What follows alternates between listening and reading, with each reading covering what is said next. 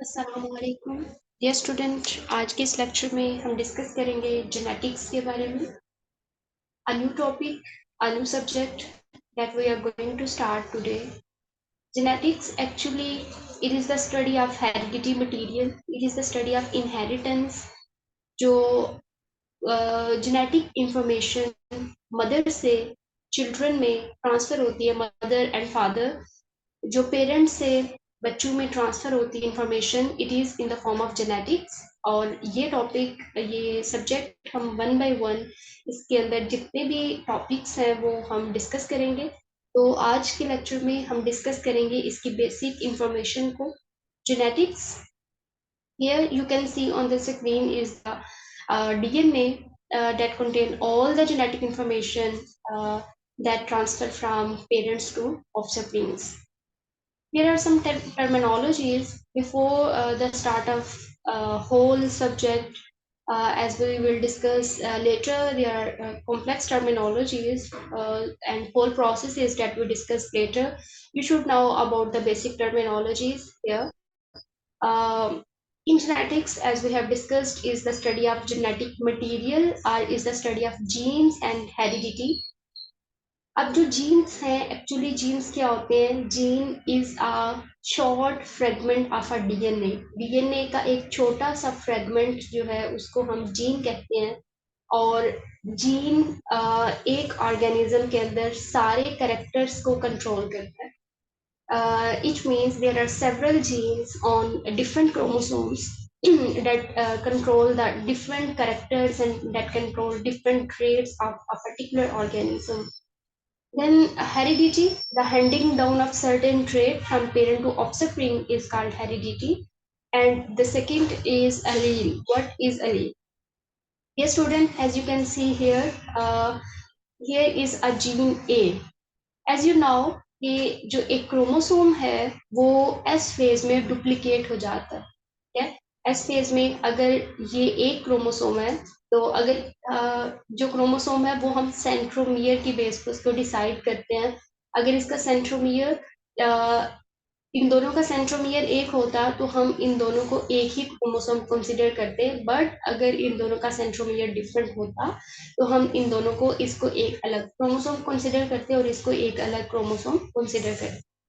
पर चूंकि ये एक ही क्रोमोसोम है और ये एक क्रोमोसोम के दो क्रोमाटिड्स हैं, तो इसका मतलब है कि जो इंफॉर्मेशन इस क्रोमाटिड के पास है वही इंफॉर्मेशन इसके पास है। It is same like when we copy a particular paper, तो जिसकी हम कॉपी करवाते हैं और जिसकी कॉपी होती है वो दोनों पेपर्स जो हैं वो एक बिल्कुल एक दूसरे के जैसे ही होते हैं। तो इस तरह ये जो एक क्रोमाटिड है, क्योंकि ये इस कॉपी है जो कि एस फेज में इंटरफेज के एस फेज में होती है, तो जो इन्फॉर्मेशन यहाँ पर है वही इन्फॉर्मेशन यहाँ पर है। यहाँ पे एक जीन है ए जो कि फॉर एग्जांपल स्किन कलर को कंट्रोल करता है।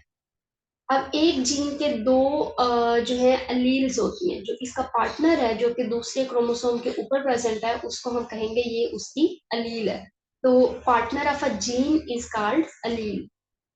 इसी तरीके से there are 46 chromosome in one organism and there are many genes on one chromosome जो कि डिफरेंट कैरेक्टर्स को कंट्रोल करता है, डिफरेंट ट्रेट्स को कंट्रोल करता है। यानी कि हाइट का जीन है, आई कलर का जीन है, हेयर कलर का जीन है, बॉडी के अंदर जितने भी कैरेक्टर्स हैं आई कलर का जीन है, तो वो सारे के सारे आपके जीन्स कंट्रोल करते हैं। Then what is allele frequency? The proportion of particular allele among the chromosome carried by individual in a population is called allelic frequency.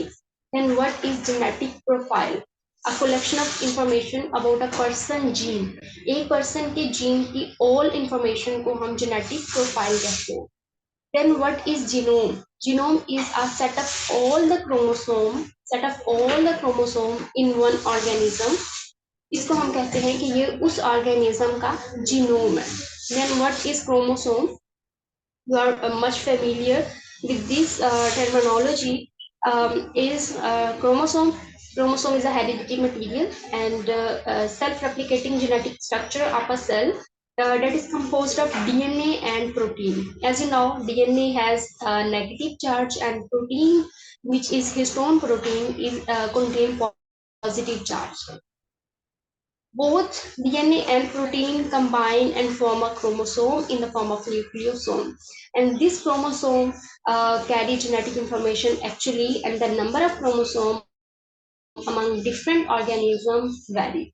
For example, in humans, the number of chromosomes is 46, and in other organisms, for example, Drosophila, there are 4 pairs of chromosomes, and in many organisms, the number of chromosomes vary. Then what is autosome? Dear students, as I discussed before, there are 46 chromosomes present in one cell of a human. In 46 chromosomes, 22, it means 46 chromosomes are in the form of 23 pairs. So 22 pair of chromosomes are autosome chromosome because they not take part in sexual intercourse, not in sexual intercourse, but in identification of a gender.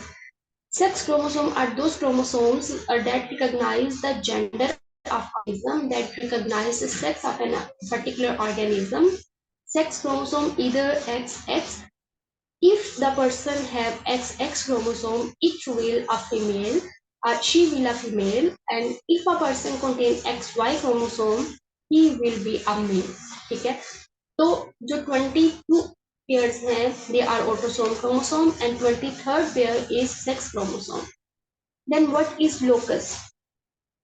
As we have discussed, कि हर chromosome के ऊपर DNA है और DNA के part को हम gene कहते हैं. तो क्रोमोसोम के ऊपर जीन की पोजीशन को हम लोकस कहते हैं. क्या? उसके बाद है इनहेरिटेंस. ये हमने पहले भी डिस्कस किया कि कैरेक्टर जो कि एक नस्ल से दूसरी नस्ल में पास होते हैं, उसको हम इनहेरिटेंस कहते हैं. Then in genetics, there are different categories of genetics. The first one is classical genetics, in which we will discuss in detail about Mendelian characters, Mendelian genetics, who was the father of genetics and who gave the idea of genetics for the first time. Then we will discuss about two different categories of genetics, and that two different categories of genetics we will discuss in other lectures. Mendelian genetics was the father of genetics, and this is very important MCQ in particular exams like FPSC, PPSC, in university exams, and all other exams. Actually, जब Mendel ने genetics को study किया था तो उसको इस बारे में कोई इतना ज़्यादा आइडिया नहीं था, और ना ही उनको कैरेक्टर्स का और क्रोमोसोम्स का इतना आइडिया था. उन्होंने कैरेक्टर्स को, जो क्रोमोसोम्स हैं, उनको फैक्टर का नाम दिया था.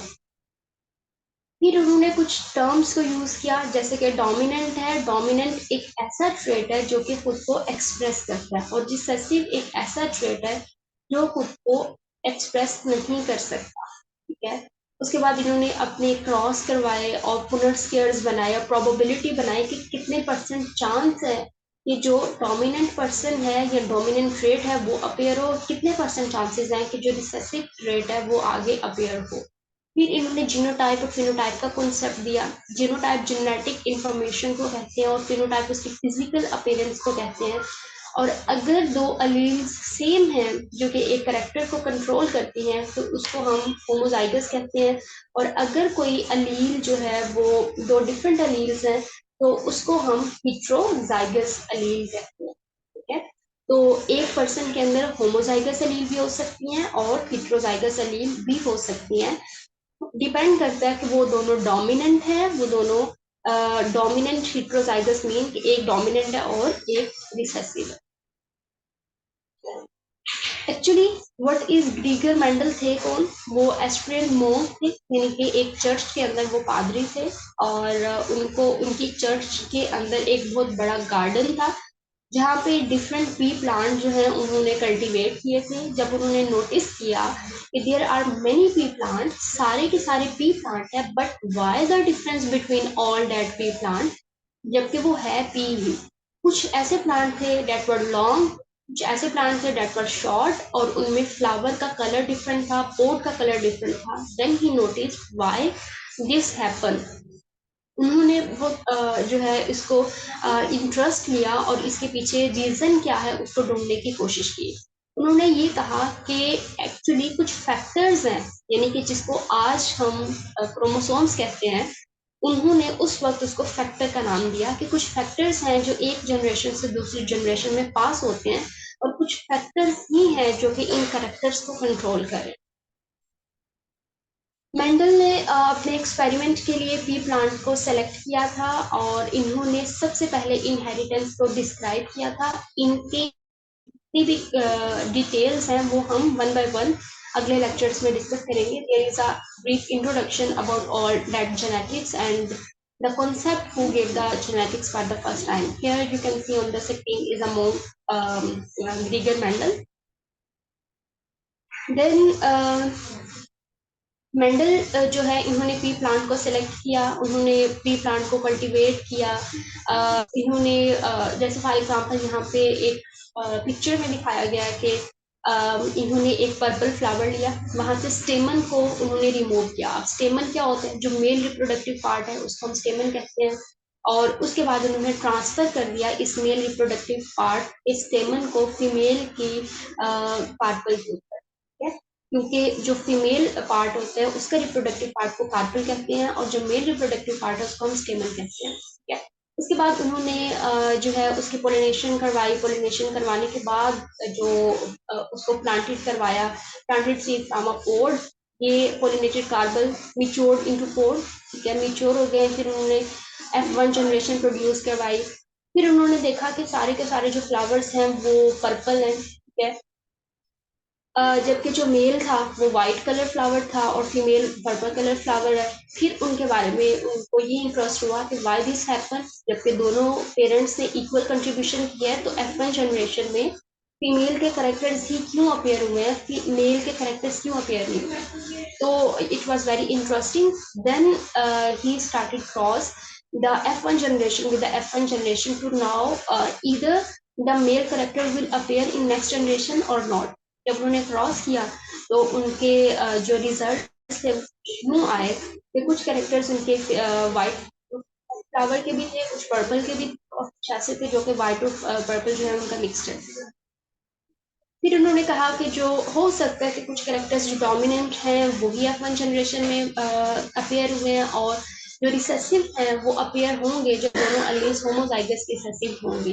तो ये उनके कुछ इस तरीके से इंटरप्रिटेशंस थी जो कि उन्होंने अपने दो क्रॉसेस में इसको एक्सप्लेन भी किया था, monohybrid cross and dihybrid cross.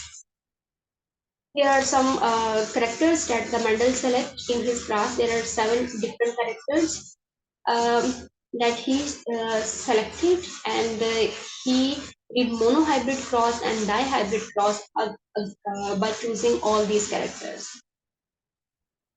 Here some behavioral, there are different terminologies about genetics. Is behavioral genetics is the field of genetics. Research that use genetic method to investigate the nature and origin of individual differences in behavior. Here, biological parent, and here is adopted children, then adopted parents that share the environment, and biological parent shared gene.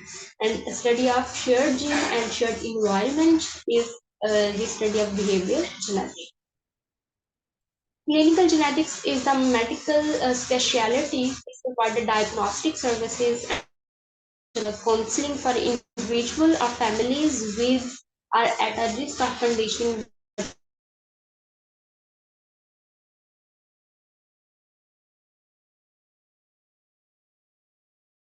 Genetics को हम clinical genetics में discuss. Then molecular genetics. Molecular genetics is a scientific discipline concerned with the structure and function of genes at molecular level and include the technique of genetic engineering, which can be defined as the direct manipulation of organism genome. Then population genetics. traditionally deals with frequencies of allele of a genotype, whereas quantitative genetics concentration on the ways that individual variation in genotype and environment contribute to variance in genotype. The article in this topic room represent a blend of both subjects. Then here is a genomics. Genomics is actually the study of total or part of genetics or epigenetic sequence information of particular organism and attempts to understand the structure and function of these sequences and of downstream biological products. Then what is genetic engineering? Genetic engineering is actually the genetic modification in which a particular DNA is cut, modified, removed, and addition of particular bases can be done. And this involves changing a single base pair, deleting a region of DNA, or adding a new segment of a DNA is called genetic information. These are the basic terminologies that we will discuss in next lectures as well. So before next lecture, you should know all these terminologies so you can understand whole genetics easily. I hope आज का lecture आपके लिए helpful रहा होगा. अगर आपको आज की वीडियो पसंद आई है तो प्लीज वीडियो को लाइक करें, शेयर करें, सब्सक्राइब करें. स्टे कनेक्टेड, अपना ख्याल रखें.